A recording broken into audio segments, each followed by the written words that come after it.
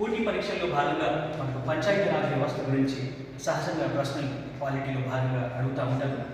అన్ని స్థాయి పోటీ పరీక్షల్లో కూడా ఈ పంచాయతీరాజ్ వ్యవస్థ గురించి మనకు అడుగుతూ ఉంటారు. అయితే ఈ పంచాయతీరాజ్ వ్యవస్థ ఎలా రూపుదిద్దుకుంది అంటే వివిధ కమిటీల యొక్క సిఫార్సుల ఆధారంగా ఇప్పుడు ప్రస్తుతం ఉన్నటువంటి పంచాయతీరాజ్ వ్యవస్థను రూపుదిద్దుకోవడం జరిగింది. ఈ కాలక్రమంలో ఏ కాలంలో ఏ కమిటీలు ఏర్పాటు చేశారో వాటి యొక్క క్రానలాజికల్ ఆర్డర్ ఏమిటి అని చెప్పేసి పోటీ పరీక్షలో రెగ్యులర్గా అడుగుతూ ఉంటారు.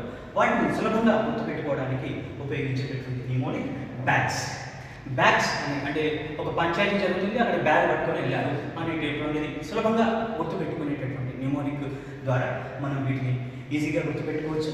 మరి అదేంటో ఒకసారి మనం పరిశీలించేద్దాం. బి అంటే మొట్టమొదటిగా వచ్చినటువంటిది పంచాయతీరాజ్ వ్యవస్థ గురించి 1957లో బల్వంతరాయ్ మెహతా కమిటీ మనకి 3 అంచెల పంచాయతీరాజ్ వ్యవస్థను, మనకి స్థానిక స్వపరిపాలన వ్యవస్థను గురించి 3 అంచెలుగా తన సూచనలు అందించడం జరిగింది. గ్రామ స్థాయి, బ్లాక్ స్థాయి అండ్ జిల్లా స్థాయి. నిజానికి బల్వంతరాయ్ మెహతా కమిటీ సిఫార్సు మేరకు, ఇతని సూచన మేరకే మనకి భారతదేశంలో మొట్టమొదటిసారిగా రాజస్థాన్ రాష్ట్రంలో నాగౌర్ జిల్లాలో 1959 అక్టోబర్ 2వ తేదీన ఆనాటి ప్రధానమంత్రి జవహర్లాల్ నెహ్రూ గారు పంచాయతీరాజ్ సిస్టమ్ని మొట్టమొదటిసారిగా భారతదేశంలో ప్రారంభించడం జరిగింది. Second state is Andhra Pradesh.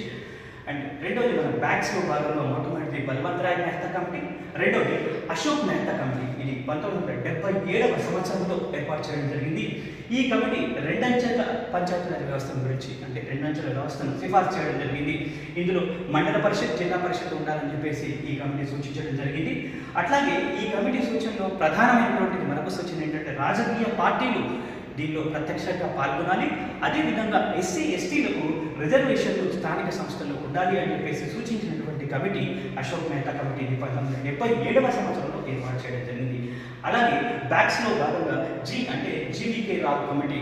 ఇది ఈ పంచాయతీలను గ్రాస్ వితౌట్ రూట్స్తో పోల్చి ఈ పంచాయతీలు ఇది 1985వ సంవత్సరంలో ఏర్పాటు చేయడం జరిగింది. వీటికంటే కూడా జిల్లా స్థాయిలో ఎక్కువ ప్రాధాన్యత ఉండాలి అని చెప్పేసి జీవీకే రావు కమిటీ సూచించడం జరిగింది.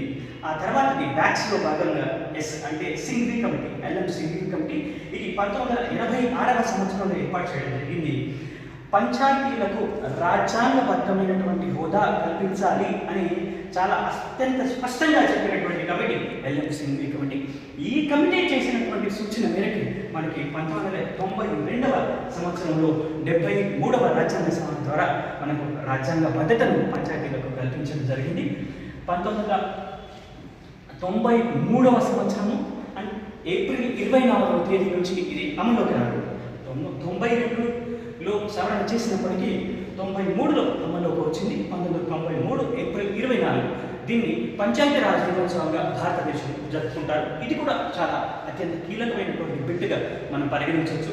ఈ విధంగా పంచాయతీరాజ్ వ్యవస్థ ఏ విధంగా రూపుదిద్దుకుంది భారతదేశంలో అన్నదానికి బ్యాగ్స్ అనేటటువంటి కమిటీలు చేసినటువంటి సిఫార్సుల మేరకు, సూచనల మేరకు భారతదేశంలో స్థానిక సపరిపాలన, ఎందుకంటే గ్రామ స్వరాజ్యం గ్రామ స్వరాజ్యం అని చెప్పేసి గాంధీజీ గలడిపోయినటువంటి ఆ దానికి మనకి ఈరోజు ఈ కమిటీల ఆధారంగా ప్రస్తుతం నిర్వహిస్తున్నటువంటి పంచాయతీరాజ్ వ్యవస్థ యొక్క రూపురేఖలు రూపుదిద్దుకున్నాయి.